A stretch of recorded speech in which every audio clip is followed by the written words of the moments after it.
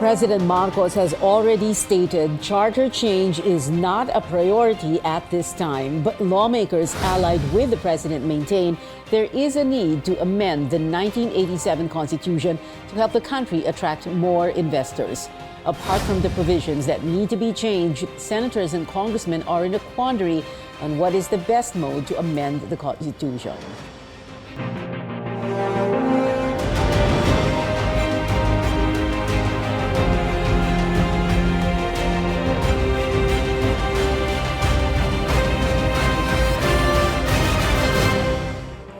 Good evening, I'm Pia Hontiveros. Welcome to your weekly political appointment fix, Politics as usual. Our guests tonight, Deputy Speaker Dong Gonzales Jr., who's joining us via telephone in a little bit, and later 4th District Representative Richard Gomez joining us via Zoom. Like I said, we're going to see Cong Gonzales in just a bit, but Cong Richard, magandang gabi po sa inyo. Thank you very much for joining us tonight. Nakamute ata kayo. All right, sorry. Okay. Good evening, everyone. Good evening, Pia. Thank you for inviting me. Yes, thank you very much, Cong Richard. Well, let's divide the discussion into two. No? So for this, we have 3 segments of the show. For the first segment, we'll talk about how to amend, meaning con-con or con-as, and yung second segment, or what we call the B block, what to amend. So yung how to amend muna. So Congressman Gomez, of course, everybody knows the resolution for con-con approved overwhelmingly by the House of Representatives with 301 votes. And then you have this House Bill 7352, which you are going over. At doon pinag-uusapan yung isang tinatawag na hybrid Congress. No? But so everybody's familiar already with what you guys want, no, for a con-con. The budget, how many months terms, magkano yung daily pay sa mga magiging con-con members. Pero ngayon, you've been quoted, we've heard you say that Speaker Martin Romualdez, correct me if I'm wrong, no, has already agreed that if the Senate wants con-as, na papayag din kayo. In other words, itong con-con na gusto ng House of Representatives, hindi siya set in stone. Papayag kayo na mag-con-as na lang para lang maamyendahan nyo yung batas? Yung saligang batas? First of all, Pia, let me clear that I'm speaking on behalf of the PDP Laban Party. They appointed me as the spokesperson for this issue in the House, and si Senator Robin Padilla naman for the Senate. And everything that transpired during our meeting with PDP Laban, I reported to the Speaker, no? And the Speaker said, yeah, it's something that yes, we can talk about, which is very important, no? But before tayo umabot na sa, yes, it's something that should be talked about or can be talked about, dapat ang Senate should come out with their version. Because tama yung sinabi mo, Pia, the House approved our House bill in third reading, magko-con-con, and it was approved with 301 votes. Overwhelmingly, we only have 258 congressional districts all over the country. 301 ang bumoto dito sa panukala na ito. And that's really overwhelming. And hindi ito dapat, at sana hindi pa ito isnabin ng Senado. Dapat talaga i-take up nila, pag-usapan nila. Okay. So you are saying, Congressman Richard, that you are open to amending the 1987 Charter via Constituent Assembly. So itong con-con idea, not set in stone. Papayag kayo na mag-con-as? I think what is important here, Pia, is that tumatakbo na itong usaping itong constitutional amendments. No? For so many years, hindi ito tumakbo in either house. Yes. So ngayon, tumatakbo na ito in the Senate, approved na ito at the House.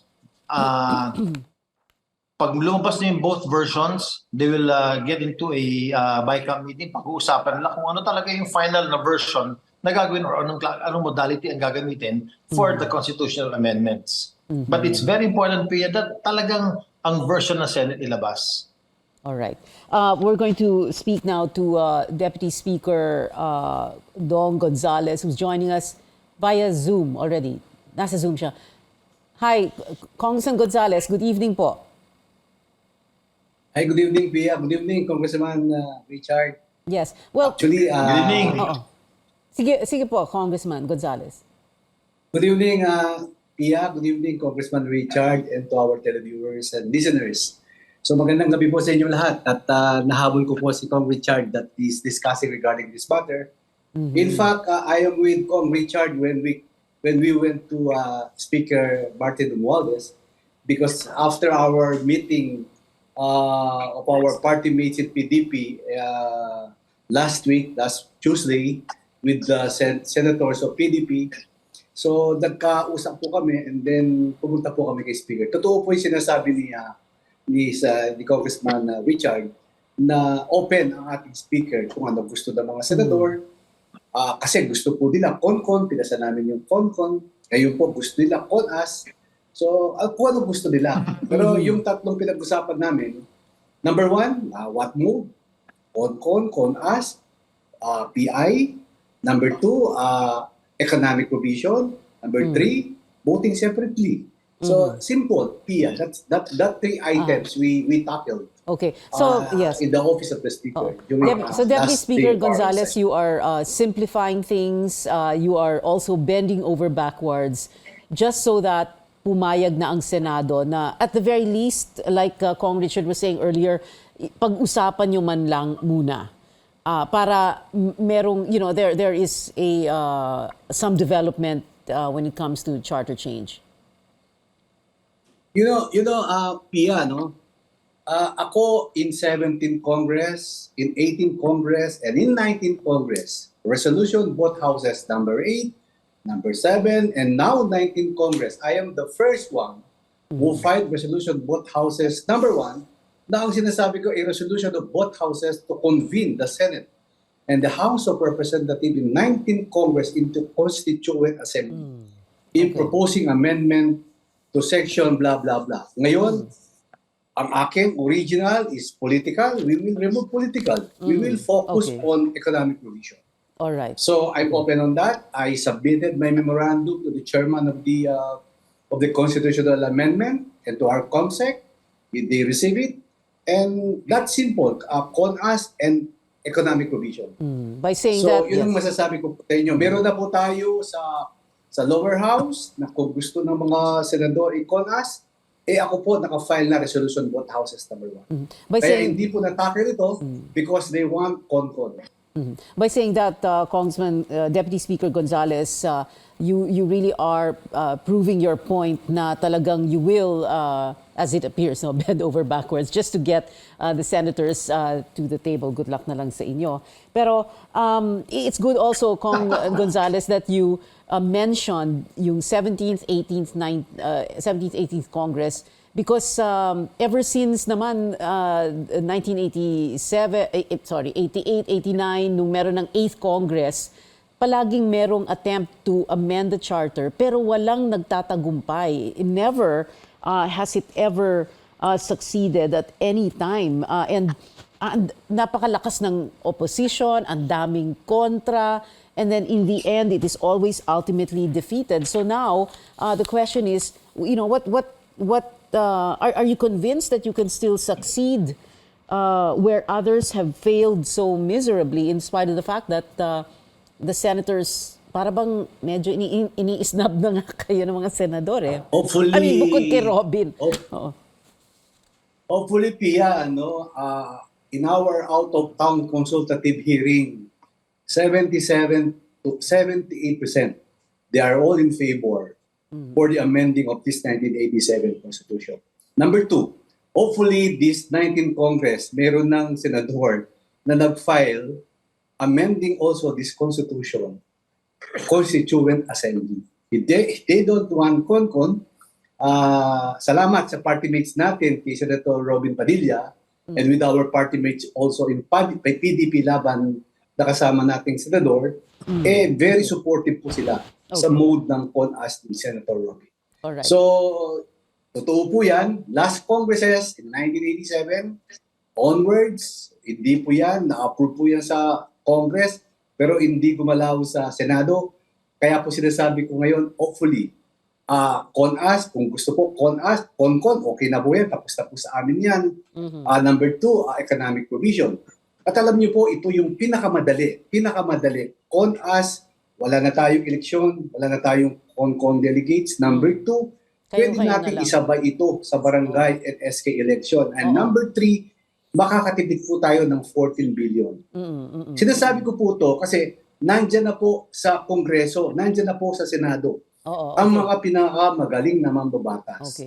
They need to have it. Magagaling na doktor, magagaling na ekonomista, magagaling na abogado, magagaling na inhinyero. So, it covers everything. So, kaya po tayo pinagtiwalaan ng taong bayan. Siguro, kaya po kami ang kinatawan ng bawat distrito, naniniwala po ang ating mga kababayan. Dinala tayo dito, idunulok tayo dito, at may kumpiyansa po sila. We are on the driver's seat at palagay po nila hindi sila mapapasubo. Okay. So earlier, like I was saying, we need to divide the discussion into two, no? How to amend and what to amend. So when we talk about how to amend, very clearly from the both of you, Deputy Speaker Don Gonzales and Congressman Richard Gomez, you're both saying, of course, CONCON, as you had voted earlier on in your reso, but at the same time, you are very open to a CONAS if that is what the senators want. We'll be back after a very quick break. Still with us, like I said, Deputy Speaker Don Gonzales and Congressman Richard Gomez. We're talking about charter change. Be right back.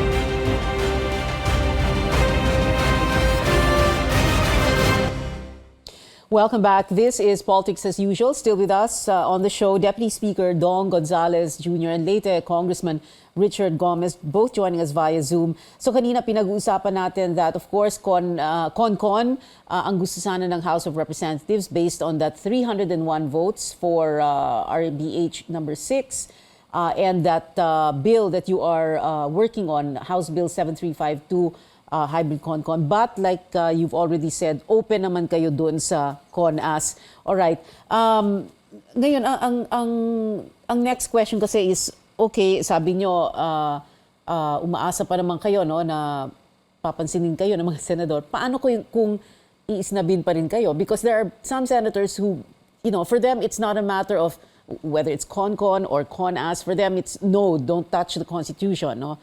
What happens then? They could just ignore you. Talagang minsan may forever yung maghintay kayo ng amendments to the Constitution. Congressman Gomez, what do we do? What do you do? Nakamute po kayo. Wait. Yan. Yeah. I think what's good to ask the senators is, number one, bakit ayaw nyo i-take up yung constitutional amendments? What are the fears? Diba? Lahat naman tayo merong takot eh. I think we should really ask them eh. Kasi, this would be a disservice to the Filipino people. Imagine, the House overwhelmingly passed a modality already to amend the Constitution. And hindi nyo papansin sa Senado. Isipin natin yung Filipino people. They voted for us, they voted for the senators. Ngayon, ito na yung pagkakataon na mag-usap yung House at saka yung Senate. Give it time, let's respect the process. Okay, Congressman Gonzales? Well, nasa Senado na po yan. Pero with the resolution of Senator Robin Padilla and other PDP members in the Senate, I think they are all very supportive. And our former President Duterte, anyway, belated happy birthday to Mr. President, is also very supportive in this CONAS pero economic provision. Sabi ko nga, kailangan may TOR tayo. Ano yung TOR natin? Our terms of preference only, number 1, kung gusto nyo CONAS po. Number 2, economic provision only. Number 3, voting separately. So, wag po tayong lumabas doon. Pag-usapan lang namin ang economic provision. Wag na po tayo pumunta doon sa aking unang final na term limits. Wag na po natin pag-usapan yung political. Pag-usapan lang na unang-una natin dito yung economic provision. Wala po kami magagawa. Kami po, ginawa namin trabaho namin. Nasa kanila po yung bola kung ano po ang gusto nyo gawin. Baka may kakampi na kayo because, like, for example, si Win Gatchalian was saying dapat nasa resolution yon na economic provisions lang talaga ang pag-uusapan. That's why I'm saying, Pia, the terms of preference, what's that? Economic provision only. We will tackle economic provision. Huwag tayong lumabas sa economic provision. Doon po tayo.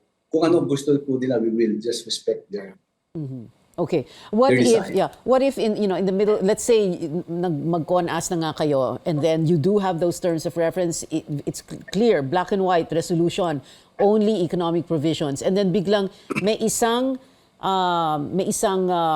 congressman, this representative na maghain ng amendment na political amendments. What happens? What are you going to do? Or is everybody Still, going to be held to Pia. their word? Still, Pia, it's on my resolution. Number one is my political, the term limits. Whatever it is, wala po tayo magagawa if they want to discuss political. Kasi wala po tayo magagawa doon. In our consultative, we are only focusing on economic provision, but they're always asking political reforms. But we are answering that, but that's the part of our discussion. Okay. Ang discussion namin is only economic provision. Para Congressman, hindi po tayo maligaw, only economic provision. Kong Richard, meron kayong formula to deal with something like No, that? tama kasi yun eh. Dapat may terms of reference. No? Dapat meron talagang set of rules pag nandyan na. No? Then tama yung voting separately between the House and the Senate. If lumabas tayo sa pinag-usapan natin, point of order kagad yun. Point of order ka sabihin, you're out of order. O, hindi na pag-uusapan yun. That will be set aside already. Mamamatay na sa table yun. Mamamatay na sa table at mamamatay din ang mikropono. Kasi hindi kasama yan. Mamamatay yung mikropono.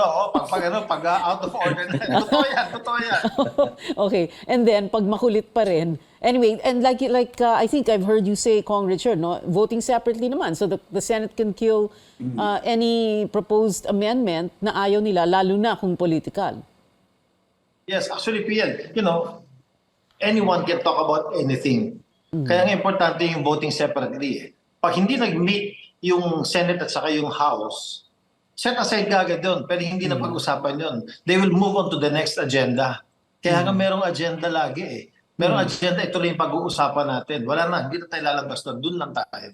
Okay. So you are saying that definitely this is something you can work on. Yes, we will limit it to economic provisions. However, meron naman talagang mga pinag-uusapan. Matagal na. This has been going on for decades. I also covered the House a long time ago. Political reforms is top of mind, di ba? So meron talagang concerns about that, right? But we're gonna get to that in just a bit. I need to take one last very quick break. More from our guests when we return. This is Politics as Usual. Be right back.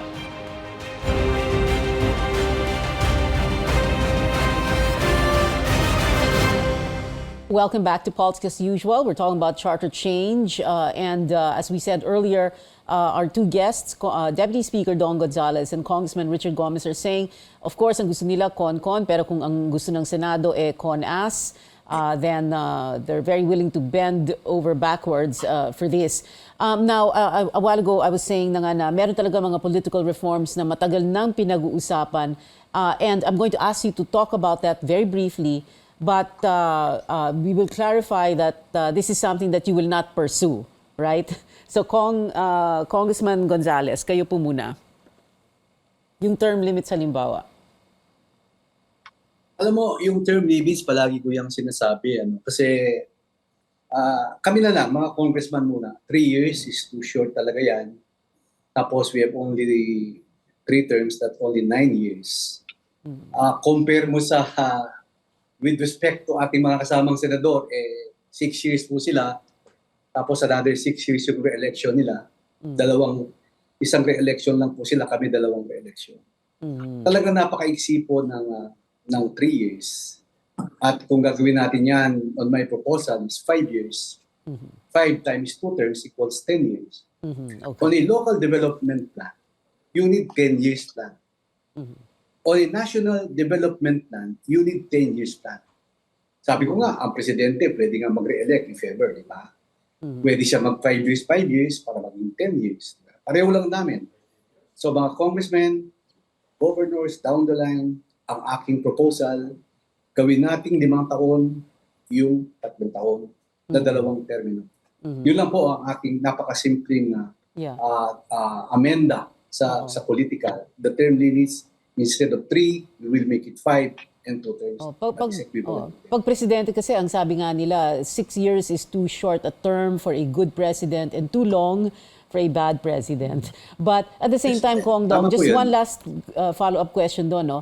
So, kung gawin nating 5 and 5, back-to-back, 1 re-election, 10 years total, that will eliminate yung musical chairs na, for example, kayo po, you don't have to, after 3 terms, kung mag 3 terms kayo, step aside ka muna, tas yung asawa mo, anak or kapatid ang tatakbo. In other words, it may address all these political dynasty issues in the House of Representatives. Correct. Tama ba? Actually, that's really a good analysis, Mia.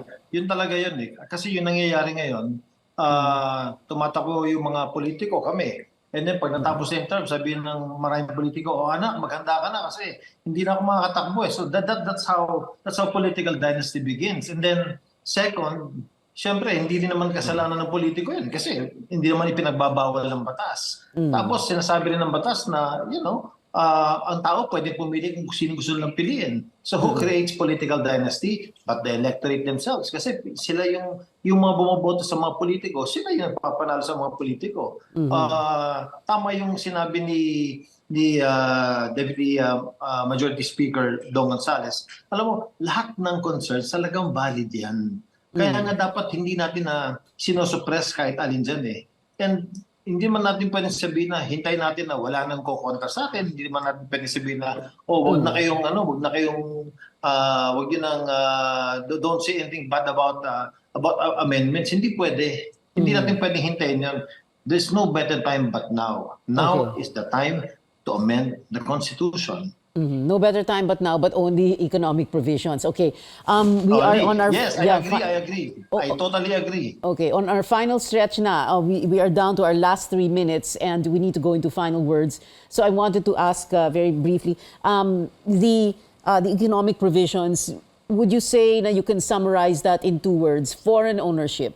Is that para bang yun ang punot dulo, yun ang pinaka-summary ng mga economic provisions, or is that going to be more than that?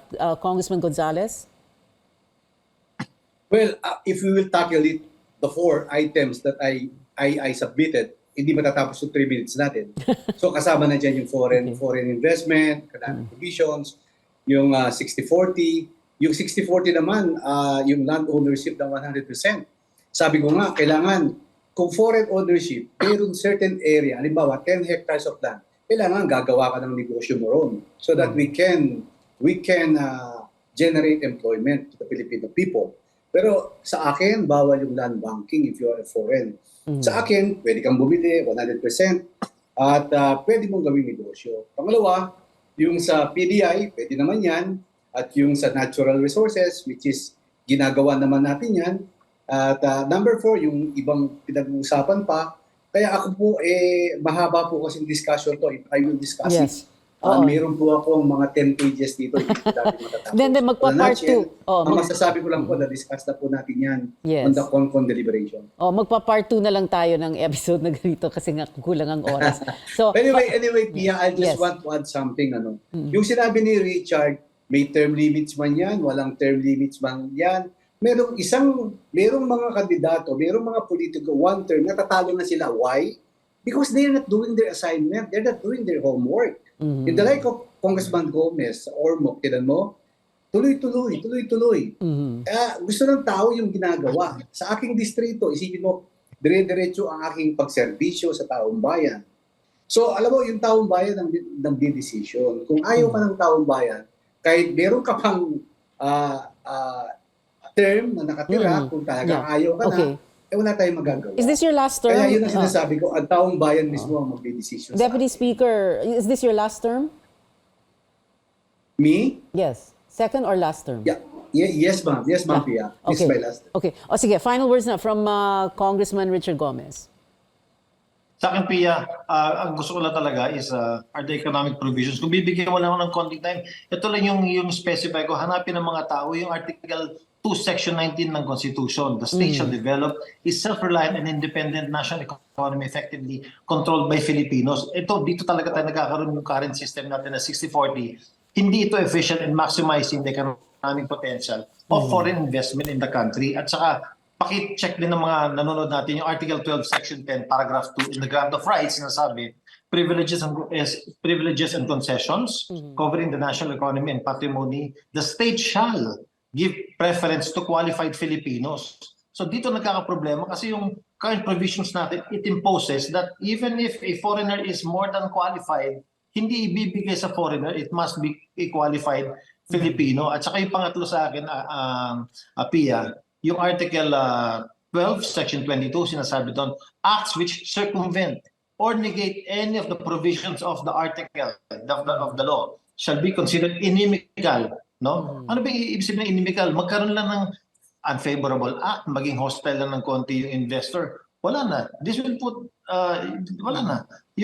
Ito na yung fear na kinakatakot ng mga foreign investors natin. So, yun talaga yung economic provision is very important kung gusto natin umunlad yung bansa natin. Ang tagal lang natin hinihingi na sana yung mga more than 2 million Filipinos na walang trabaho, yung mga Filipinos na lumalabas ng bansa at naghahanap ng trabaho, sana matuloy itong amendment na to na sa ganun lahat sila nandito lang sa Pilipinas kasama yung pamilya nila. Alright, nabigyan tayo ng homework ni Congressman Richard Gomez, yung mga section and article na dapat basahin para mas lalong maintindihan. At homework din galing kay Congressman Deputy Speaker Dong Gonzales na kailangan mag-part 2 po tayo ng episode na ito. Alam mo, Pia, in addition lang, yung sa Bangsamoro, yung local government code, napaka-importante rin yan. Okay. Yung sinasabi na ng Article 10, Section 15 ng local government.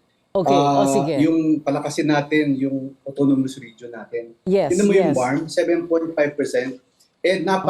Number 2 sa rising region. Sige, because Kong. of that, binigyan natin. Okay, Deputy Speaker. So, kasama na yan sa homework kasi ubus na yung oras natin. Baka pagalitan po tayo. Baka ma-principal's office po ako.